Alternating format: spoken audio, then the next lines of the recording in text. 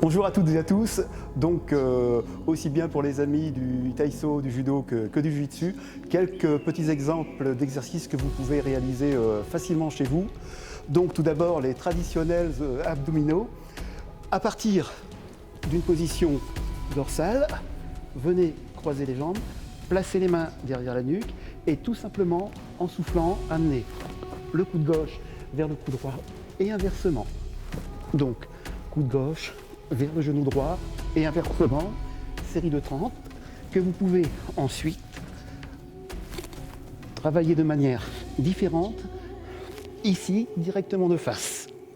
Donc exemple d'abdominaux pour faire travailler à la fois les grands droits et les obliques.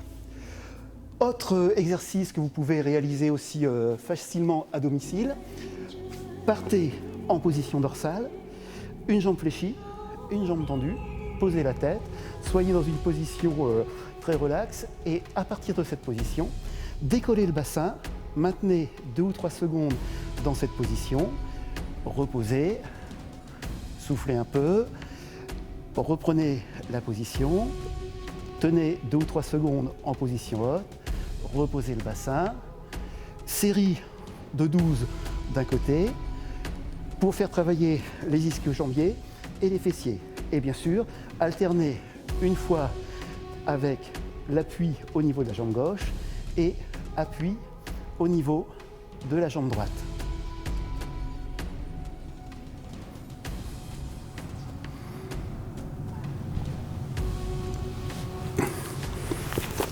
Autre exercice facilement réalisable à domicile, partez de cette position, un genou posé, un genou levé, accrochez les orteils au niveau du pied arrière, les mains restent libres et tout simplement poussez sur le pied arrière, redescendez doucement sans percuter le sol avec le genou, gardez le regard placé vers l'horizon, montez ici doucement, reposez et bien sûr alternez une fois avec la poussée sur la jambe gauche, une fois avec la poussée sur la jambe droite.